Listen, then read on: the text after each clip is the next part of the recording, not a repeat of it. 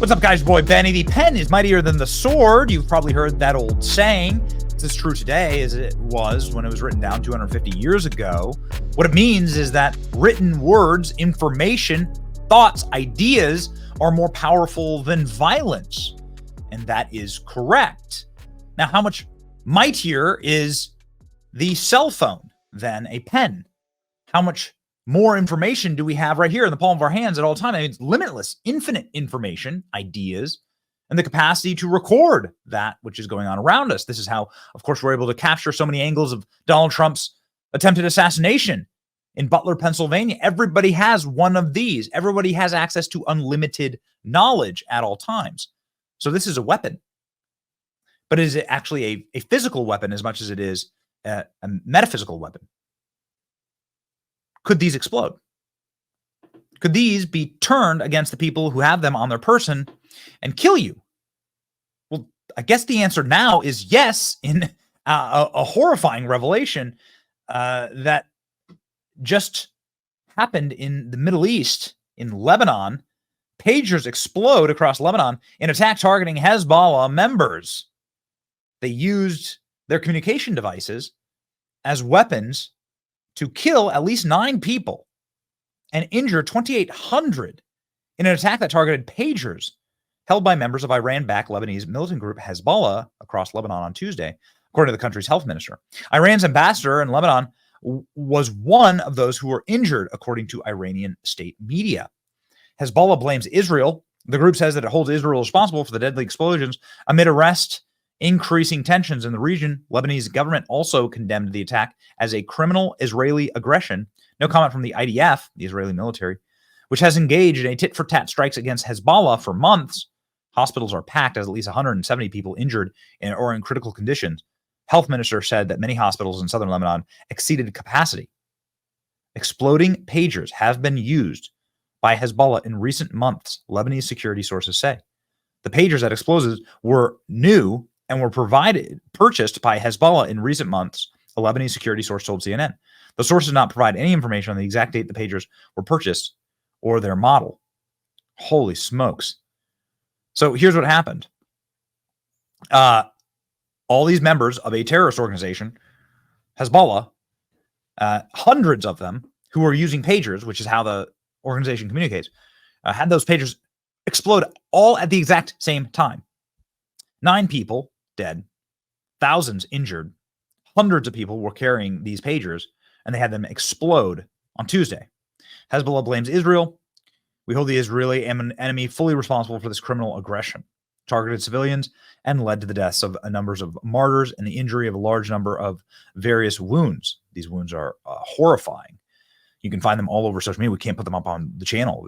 You can see people have awful, bloody, gory wounds. Dead and injured include people who were not members of Hezbollah, such as a 10-year-old girl.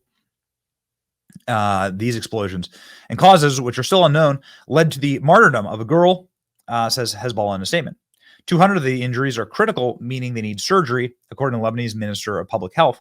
Most injuries were to the face, hand, abdomen, officials say.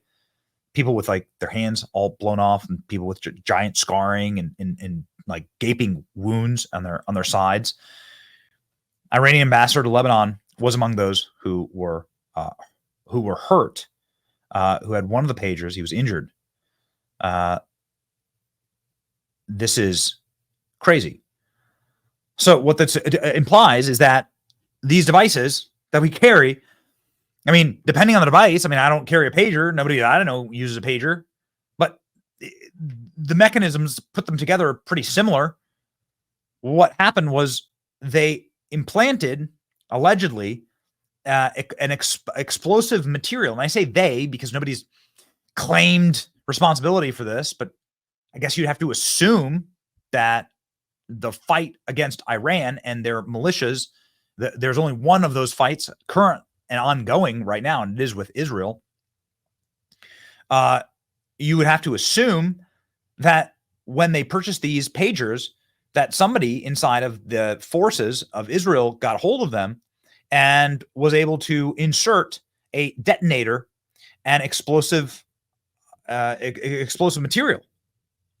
David Kennedy, former National Security Intelligence Analyst, told CNN it's more likely that Israel had human operatives in Hezbollah.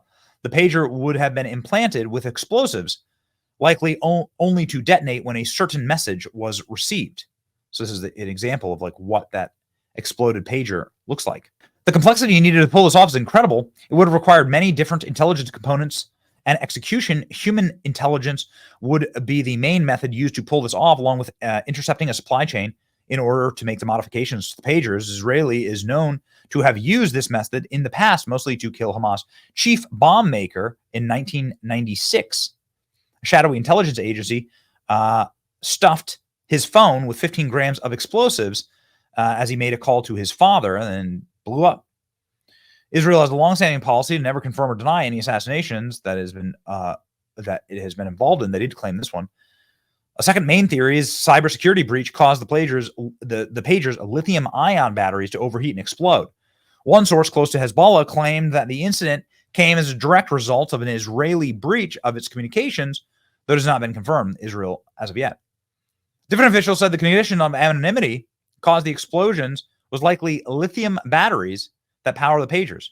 While the lithium-ion batteries are commonly used in consumer electronics, they can overheat and catch fire and behave violently in some cases due to a phenomenon called thermal runaway and chemical chain reaction, which occurs when the battery experiences rapid temperature change. All right. Well, I don't buy that this is all random. So hundreds of pagers exploded at the exact same time at total random. Yeah, I don't believe it. There does seem to be, though, some bragging about this. The bragging is of Israeli Prime Minister Benjamin Netanyahu. Netanyahu, did you know that they're comparing you to James Bond? Nonsense. It's Netanyahu, Benjamin Netanyahu, he says in the video. ראית שמשווים אותך לג'יימס בונד? מה פתאום ג'יימס בונד? נתניהו. בנימין נתניהו. Edward Snowden, of course, who worked for our intelligence services before ratting them out for their capacity to spy on every American and then fleeing. Edward Snowden, as information comes out about the exploding beepers in Lebanon, it seems more likely to have been implanted with explosives, not a hack. Why? Too many consistent, very serious injuries. If it were overheating batteries exploding, you'd expect many more small fires and or misfires. What Israel has done is, by any method, reckless. They blew up countless numbers of people who were driving cars out of control, shopping, children, strollers in streets, checkout lines. Criteria indistinguishable from terrorism. Very mixed bag on this on social media, but there's no doubt going to lead to escalation, obviously, in the region that is already a tinderbox. Hezbollah vows to punish Israel for exploding pagers around Lebanon. The militant group Hezbollah promised to retaliate against Israel and causing donation pagers across Lebanon, killing at least 8 people, wounding 3,000 others. Information Minister of Lebanon condemned the late afternoon detonation of pagers, handheld devices, as Israeli aggression, and said Israel will receive fair punishment for the blasts. I did see one really excellent argument on this, which I want to repeat here. This is all the more reason for us to have full chain of custody on the technology that we're using. Like, if you're going to have something that dangerous, I mean, what does this mean about our devices? This means that what you are doing is you're carrying with you an explosive, a potential explosive at all times. Pagers are slightly more, they're more rudimentary, but you still have the same chips and batteries necessary that you have to have a cell phone. More likely, you have an iPhone or an Android in your pocket than a pager. But the components are still the same. And what it means, for national security purposes, you have got to then control your supply chain for these things. You've got to make sure that your country and your nation is the one manufacturing this stuff. Otherwise, anyone, but especially your enemies, could insert a bomb, and you'd be walking around with a bomb on you at all times. This is the new horrifying world that we live in. Isn't globalism awesome? Isn't globalism amazing? Whew, man. Got to tell you, terrifying tactics. Just like any war, right? We're not going to sit here and celebrate or clap, and there's plenty of memes and stuff going around. control your own destiny, control your borders, control your own technology. And that's how you lead a safe life. That's what a sane nation would do. Whew, truly horrifying. All right. That's it. Crazy world we live in.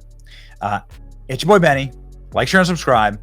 I'm going to be buying one of those Elon Musk phones. As soon as Elon Musk gets a phone, manufacture it here in America, please. I'll get that one. All right. Sign me up for that. See ya.